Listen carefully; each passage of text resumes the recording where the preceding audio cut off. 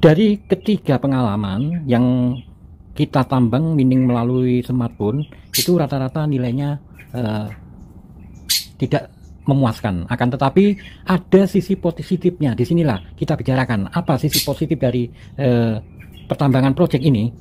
Seperti yang sudah listing, ada core yang mendahului, ya, terus Omega, berikutnya ada CBDC.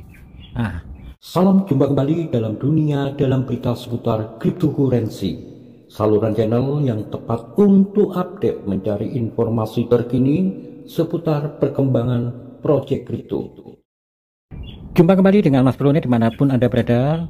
Semoga dalam keadaan sehat dan senantiasa diberikan rezeki, amin amin ya robbal alamin. Belajar investasi kripto gratisan.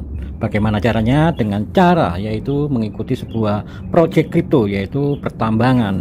Kita di sana akan mendapatkan sebuah token yang kita dapatkan dari hasil mining tersebut. Ada beberapa pertambangan yang saat ini sedang kita jalankan atau saya bahas di channel Mas Bro Net di sini.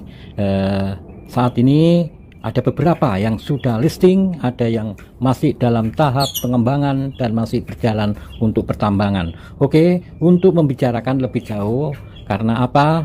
Bukan hanya saja kita mencari cuan di sini, akan tetapi ada yang lebih besar daripada sebuah materi, yaitu ilmu. Pembelajaran dalam mengenal blockchain yang saat ini 2023 dan kedepannya akan menjadi sebuah barometer untuk teknologi kedepannya.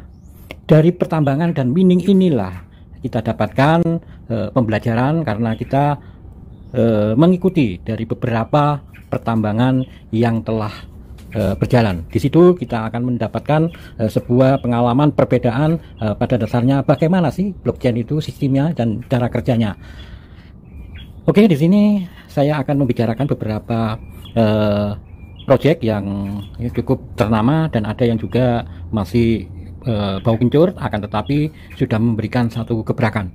Akan tetapi di sini apa yang menjadi pertambangan ditarik kesimpulan. Saya tarik kesimpulan ya, dari beberapa pengalaman yang sudah listing di project-project crypto melalui pertambangan smartphone ini, kita tidak bisa mengharapkan target tinggi atau ekspektasi tinggi.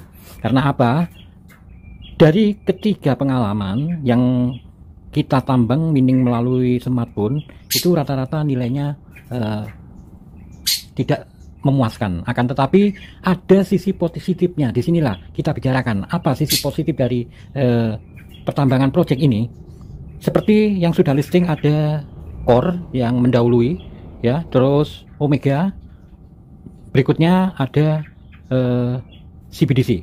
Nah, dan yang paling lama juga P-Network, itu sebetulnya senior, akan tetapi di sini dia belum listing ya, masih melakukan pengembangan. Oke, kita bandingkan, dan ini bukan hanya sebuah perbandingan saja atau membandingkan sebuah project. Tentunya project itu mempunyai kelebihan dan kekurangan. Dimana untuk core sendiri saat ini mining sudah berakhir ya. Di sana di BTC Satoshi ada rekanan yang melakukan penyewaan untuk pertambangan seperti OpenX itu. Oke, untuk Omega masih berlangsung. Omega masih berlangsung saat ini walaupun dia sudah listing ya di market. Terus untuk CBDC ini sudah berakhir juga, dan P-Network Live masih berlangsung. Oke, untuk masalah KYC tentunya ketiga ini sudah melakukan. Untuk core, Omega, CBDC sudah melakukan, akan tetapi Omega masih tahap berjalan. Karena apa? Kita tinjau dari waktu. Untuk core waktunya mulai start pertambangan kira-kira 3 tahun baru listing, dan Omega sendiri masih seumur jagung ya, 1 tahun, tapi sudah melakukan listing dia di bursa market ya. Oke, sudah open mainnet. Nah, akan tetapi dia masih melaksanakan pertambangan. Untuk pengembangan sendiri dia melakukan ekologi masih dalam berjalan. Nah, ada beberapa inilah yang menjadikan strategi masing-masing perbedaannya. Ketika untuk core menyelesaikan pertambangan dulu, baru dia melakukan ekologi, kerjasama kontrak dengan market bursa eksternal ya, seperti beberapa exchange seperti Hobi, ya, Bibit, dan OKX, dan masih banyak sekali ya. Bahkan puluhan dia, sampai ratusan project yang dia kembangkan untuk saat ini.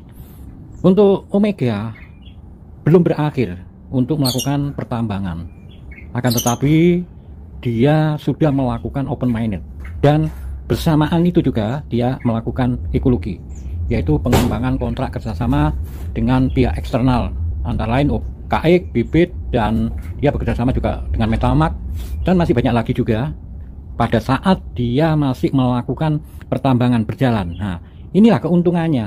Nah, untuk masalah harga kita sampingkan dulu, semua diawali dari bawah dulu. Karena apa? Dalam tahap pembangunan akan tercapai sebuah target itu akan membutuhkan waktu, pasti. Oke. Semua ketika dia melakukan open minded akan melalui kejatuhan. Karena apa? Ini sebuah pertambangan open minded. Pertambangan open minded yang dilakukan oleh smartphone, dan smartphone Anda tahu sendiri, pertambangan murah, dan rata-rata smartphone itu juga yang melakukan pertambangan juga ya menengah ke bawah lah istilahnya. Jadi di sana dia tidak memperhitungkan hal-hal seperti evaluasi tentang biaya dan macam-macam. Karena apa? Yang penting cuan. Dia ketika listing untuk project-project ini akan jatuh karena apa? Pertukaran. Pasti semua akan di withdraw dengan bentuk fisik, dengan uang fiat. Oke.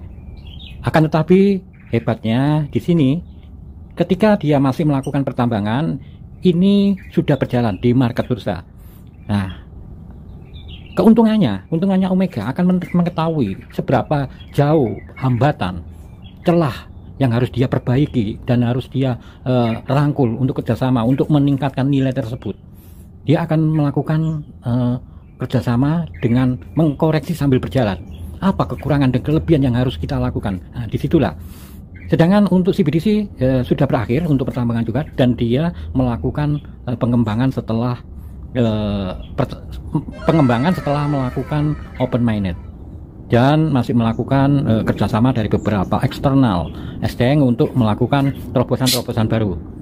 Nah, akan tetapi di sini saya fokuskan bicara tentang Core dan Omega dan P-Network. Sedangkan P-Network sendiri Anda tahu berjalannya waktu 4 tahun pertambangan dan juga belum berakhir, dengan suplai sudah mencapai 100B, hampir ya 100B ya di sana untuk suplainya. Itu belum melakukan open minded. Sedangkan untuk Omega 970M Omega suplainya ya. Sedangkan untuk CBDC 191 juta, dan Core sendiri saat ini 2,1B. Bayangkan 100B supply belum melakukan open minded, sudah hampir 4 tahun ini. Sedangkan yang supply sedikit-sedikit di bawah mereka, di bawah P-Network, dia mencapai harganya tidak ada satu naik turun. Ini paling tertinggi Core. Karena apa? Core juga melakukan pengembangan, pasti tahu celah mana yang harus dia perbaiki nantinya. Nah, tapi yang lebih menguntungkan Omega ini masih dalam tahap awal, masih sedikit, dan juga masih berlangsung pertambangan. Dia sudah melakukan listing ke bursa market. Tentunya dengan nilai 0,2943 itu sudah sepadan dengan seumur jagung, itu sudah sepadan. Dia akan mengembangkannya dengan mencari celah, dan waktunya berjalan dalam pasar market. Apa yang dia butuhkan, apa yang harus dia suntikan, apa yang dia harus tambal. Nah, dalam penerapan secara langsung itu lebih baik daripada hanya sebuah teori saja. Sedangkan untuk ekologinya P-Network itu dilakukan internal. Dia melakukan kerjasama dengan studi kayak university, dengan para pionir-pionir sendiri untuk melakukan sebuah pembuatan program developer untuk pengembangan. Itu dilakukan secara internal, itu namanya. Tidak dilakukan eksternal seperti kerjasama dengan exchange seperti Bibit, ya, OKX, dan masih banyak lagi. Belum sampai ke sana. Dia masih menyiapkan sarana dan prasarana untuk menyongsong open minded ya, gitu loh. Tapi belum melakukan penerapan dalam bursa market. Harganya berapa belum bisa. Tentunya untuk tingkat kesulitan itu lebih enak dibaca ketika sudah penerapan di lapangan. Dia akan mengetahui kendala apa di lapangan dan apa yang perlu dikoreksi secara langsung. Nah, itu keuntungan Omega.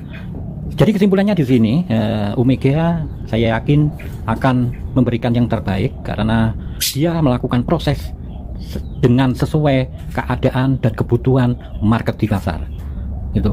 Dan juga tentunya Core sudah melakukan banyak kontrak-kontrak dan saat ini dalam perbaikan dan seleksi mana ya kontrak-kontrak yang perlu diikat kembali dia. Oke, istilahnya dalam melakukan filter.